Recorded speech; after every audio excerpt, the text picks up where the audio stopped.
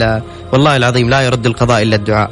طيب والله لو اجتمع كل الجن والإنس على أن يضروك بشيء والله ما يضروك بشيء إلا قد كتب الله لك، شيء مكتوب من عند الله عز وجل ذلك والله العظيم. شوف أنا بوصيك شيء، أنت تسمعني الآن يعني قفل عشان تسمعني من الراديو وتسمعني وأقول لك الكلمات هذه وقولها. طيب وشوف إذا كنت مؤمن متيقن 100% أنه في الله عز وجل هو الذي يستجيب الدعاء، هو كاشف الغم والهم. يعني أنا أقول لك قصة أقسم بجلال الله وهذه شهادة وقدام الناس يشهدون علي أمام الله عز وجل. أنا اليوم تاريخ 25 رمضان، أنا السنة الماضية من تاريخ 25 رمضان يعني ابتليت بشيء في 25 رمضان السنة الماضية، أقسم برب العزة والجلال أنه ما فرج إلا في هذا الرمضان. كنت في حياة اكتئاب واليوم هو ذكرى عندي اليوم، حتى أنا محتفل في هذا اليوم قسما بالله. لكن يعلم الله أنه قسما بالله بالدعاء والدعاء والدعاء والإلحاح على الله، والله يحب العبد اللحوح اللح عليه بالدعاء. والله والله والله المستحيل اللي كانوا يقولوا لي مستحيل هذه ما تجي إلا من فوق، وأنا أقول الله فيه الله فيه. نعم بالله الحمد لله الله سبحانه وتعالى ما يساعد. طيب فشوف في قدر ما نستطيع من الدعاء.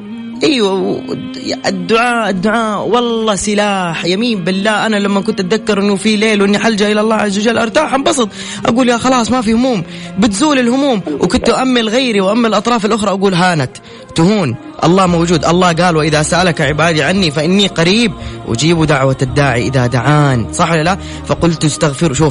شوف هنا سلاح، شوف يعني زي اللي يعطيك مؤونة. فقلت استغفروا ربكم إنه كان غفارا. شوف هذا العام اللي تعمل فيه، يرسل السماء الهدايا، يرسل السماء عليكم مدرارا ويمددكم بأموال وبنين ويجعل لكم أنهارا، صح؟ بعدين إيش؟ العتاب من الله الحبيب إيش يقول؟ ما لكم لا ترجون لله وقارا، صح؟ ومن يتق الله يجعل له مخرجا. شوف في كذا شيء. لكن أي الدعاء والاستغفار دائما. أنا الكلمة اللي قلبت موازين حياتي، يعني أنا ماني شيخ ولا داعي لكن أحكي من تجربة، والله وكنت ناوي أخصص حلقة بس أحكي على هذا الشيء وكنت بصورها يوتيوب، بس خلنا أقولها شيء.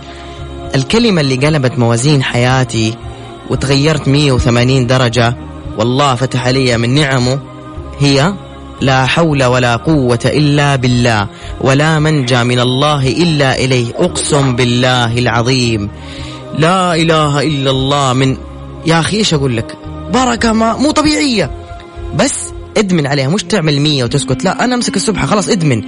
لا حول ولا قوة إلا بالله ولا منجى من الله إليه. ثم الصلاة على النبي صلى الله عليه وسلم، وأيضا مش ثم طبعا ما هو بالترتيب، والصلاة على النبي صلى الله عليه وسلم واستغفر الله دائما. وادعوا معي هذا الدعاء الآن. قفل واسمعني من الراديو. طيب الله يفرج همك. طيب الدعاء شوف، قول يا ودود يا ذا العرش المجيد يا فعالا لما تريد، لك الحمد ولك الشكر على جميع النعم، اللهم لك الحمد كما ينبغي لجلال وجهك وعظيم سلطانك، اللهم يا حي يا قيوم صل على محمد وعلى آل محمد كما صليت على إبراهيم وعلى آل إبراهيم إنك حميد مجيد. يا رب يا رب يا رب أسألك بعزك الذي لا يرام وبملكك الذي لا يضام وبنورك الذي ملأ أركان عرشك، يا مغيث أغثني يا مغيث أغثني يا مغيث أغثني. ثم تذكر حاجتك، اللهم اقضي عني الدين، اللهم فرج عني ما أنا فيه، اللهم تمم لي أمور حياتي بخير، اللهم اجعلني من الناجحين، اللهم إني أسألك رضاك والجنة، اللهم لا تشمت أعدائي بدائي، واجعل القرآن العظيم دوائي وشفائي، أنت ثقتي ورجائي، واجعل حسن ظني بك شفائي، اللهم ثبت علي عقلي وديني، وبك يا ربي ثبت لي يقيني، وارزقني رزقا حلالا يكفيني، وابعد عني شر من يؤذيني، ولا تحوجني لطبيب يداويني، اللهم استرني على وجه الأرض، اللهم ارحمني في بطن الأرض، اللهم اغفر لي يوم العرض عليك. بسم الله الرحمن الرحيم طريقي، والرحمن رفيقي، والرحيم يحرسني من كل شيء يلمسني، اللهم إني أعوذ بك من شر النفاثات في العقد ومن شر حاسد إذا حسد، اللهم إني عبدك ابن عبدك ابن أمتك ناصيتي بيدك، ماض في حكمك عدل في قضاؤك، أسألك بكل اسم هو لك سميت به نفسك أو أنزلته في كتابك أو علمته أحدا من خلقك أو استأثرت به في علم الغيب عندك أن تجعل القرآن ربيع قلبي ونور صدري وجلاء حزني وذهاب همي، اللهم يا مسهل الشديد ويا ملين الحديد ويا منجز الوعيد ويا من هو كل يوم في أمر جديد، أخرجني من حلق الضيق إلى أوسع الطريق، بك أدفع ما لا أطيق، ولا حول ولا قوة إلا بالله العلي العظيم. أسألك اللهم بقدرتك التي حفظت بها يونس في بطن الحوت، ورحمتك التي شفيت بها أيوب بعد الابتلاء يا رب العالمين، يا رب ألا تبقي لي هما ولا حزنا ولا ضيقا ولا سقما ولا دينا إلا فرجته وقضيته.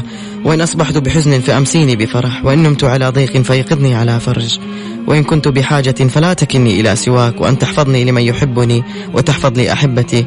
اللهم إنك لا تحمل نفسا فوق طاقتها، فلا تحملني من كرب الدنيا والحياة ما لا طاقة لي به، وباعد بيني وبين مصائب الدنيا وتقلب حوادثها كما باعدت بين المشرق والمغرب. اللهم بشرني بالخير وبشرني بالخير وبشرني بالخير عاجلا غير آجل يا رب العالمين.